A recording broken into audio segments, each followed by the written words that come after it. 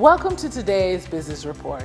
I'm Denise Williams, here to bring you the stories shaping the financial world and guiding your journey to smarter business decisions. Let's dive into the top headlines.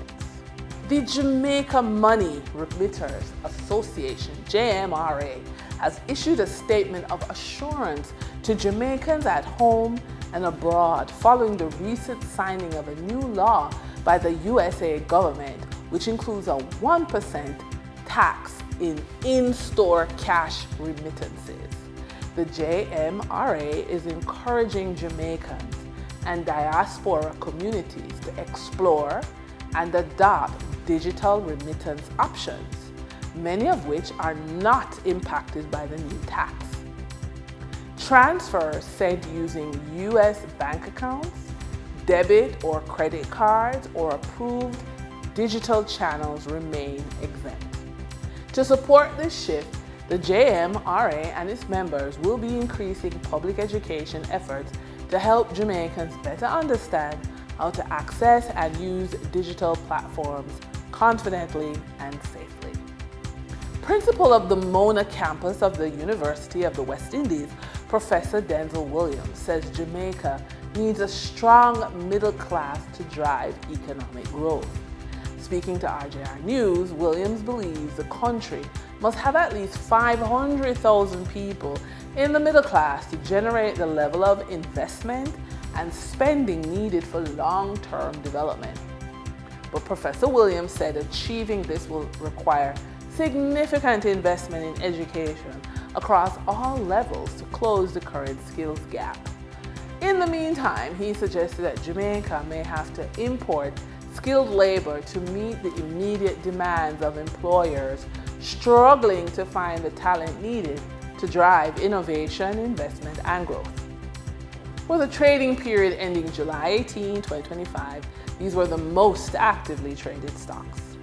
Cigarette distributor Carreras Limited with 2,107,251 units traded, representing 20.56% of market sales volume.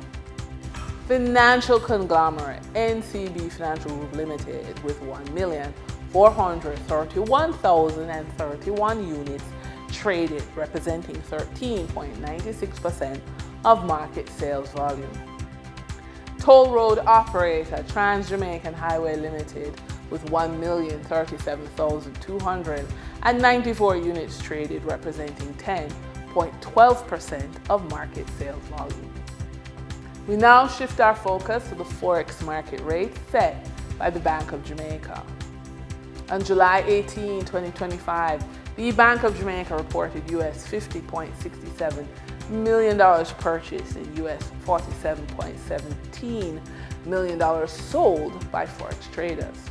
Traders earned $1.76 per dollar, selling the US at $161.22 and buying the US at $159.46. The Canadian dollar netted Forex trade at 57 cents per transaction, with selling at $117.29 and buying at $116.72.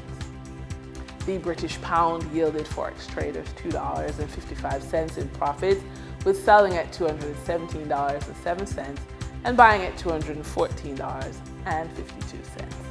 For the credit report tip of the day, whether you're starting a side hustle, scaling a company, or seeking funding to buy a franchise, your personal credit score and credit report are often the first tools financial institutions, landlords, suppliers, and even clients use to assess your credibility. Before you ever pitch your business, investors or lenders will likely pull your credit report. Why?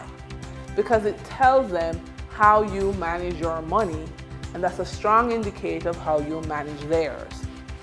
If you've ever missed a payment, co-signed a loan, or settled a debt, it's all in your credit report. It's a mirror. The good news, like all mirrors, it can be polished. You can use your strong personal credit as a launch pad to build business credit.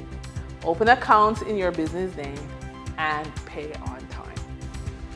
When you're building something from nothing and you're moving from financial recovery to financial resilience, For a lot of women over the age of 45, many of us were raised to believe that being financially modest meant being responsible.